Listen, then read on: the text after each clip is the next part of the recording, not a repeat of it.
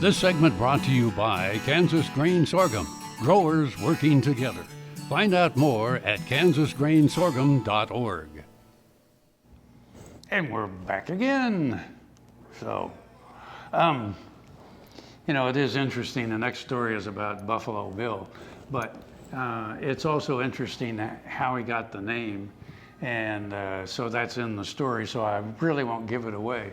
But it is interesting that in the West, as it was being built, all of these characters got, nicknames and what have you. And so anyway, that's what the story is going to be about. Speaking of nicknames, of course, the guy that he met was Medicine Bill Comstock, and medicine meaning superstitious, not like a doctor, but medicine as in big medicine. Yeah, right. So it's more like superstition.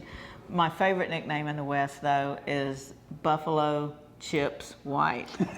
And one time, Phil Sheridan, I can't stand Phil Sheridan, but anyway, he was interviewing scouts, and Buffalo Bill was out of town. He was back in Rochester or wherever doing a big show.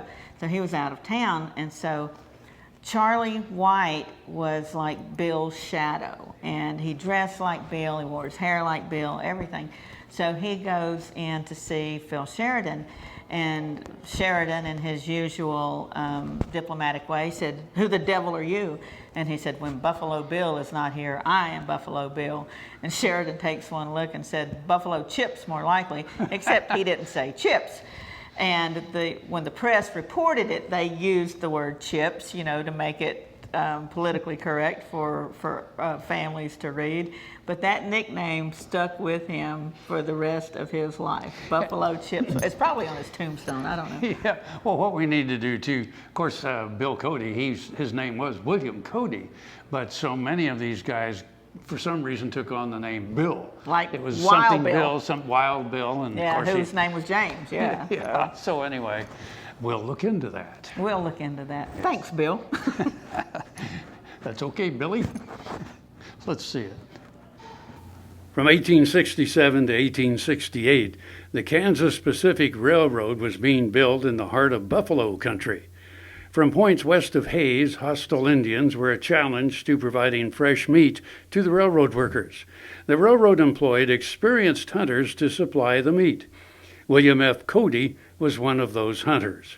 Riding his favorite buffalo horse Brigham, and with the aid of his 1866 Springfield rifle named Lucretia Borgia, a .50-70 caliber gun, Buffalo Bill fulfilled his contract with the railroad as far west as Sheridan. This was the inspiration for the Buffalo Bill bronze sculpture located just west of 2nd Street on US Highway 83. Twice life-size bronze sculpture by Charlie and Pat Norton of Leoti was voted one of the 8 wonders of Kansas art. It commemorates the 1868 contest between Cody and William Medicine Bill Comstock, where the winner earned the name Buffalo Bill. At the Visitor Center, the Wild West Historical Foundation tells Cody's story and that of the legendary hunt.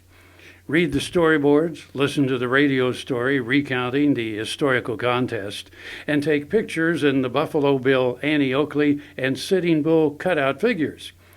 When visiting the sculpture, be sure to stop inside the Buffalo Bill Cultural Center. There are exhibits, an extensive gift shop, and facilities to host your own historic events. So whether you stop in Oakley for a day or for a lifetime, you'll be glad you did. Stop for the legend, stay for the day.